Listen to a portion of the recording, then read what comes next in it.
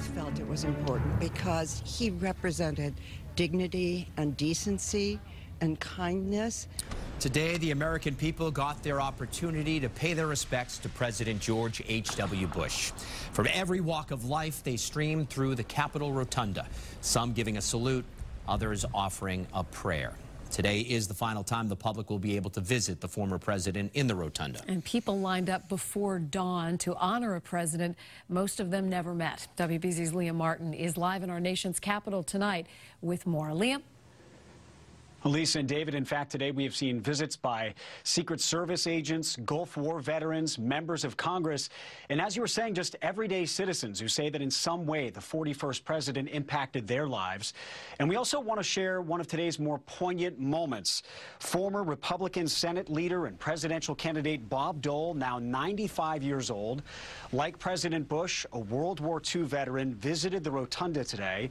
And you can see with assistance, he rose from his wheelchair and offered that misty-eyed salute to Bush's casket, one of the many solemn moments seen here today. Hundreds of mourners continue to file past the flag-draped casket where President George Herbert Walker Bush is lying in state, some taking a personal view of his time in office. I served in the military.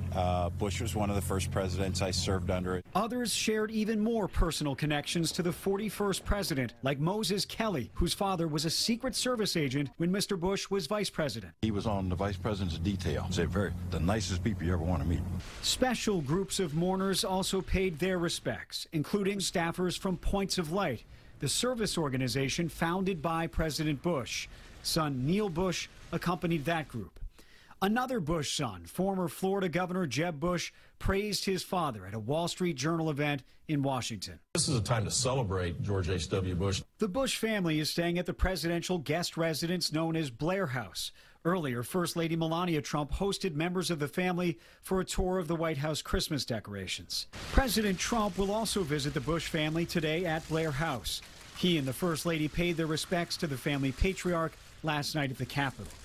And the president will gather Wednesday with the Bush family at the National Cathedral for a memorial service, a day the president has declared a national day of mourning. And after Wednesday's funeral, President Bush will be flown back to Houston, Texas. There will be another private funeral service there before he is buried on the grounds of his presidential library in Texas next to his wife and his daughter, Robin. Lisa? Such an important time for so many people. Liam, thank you.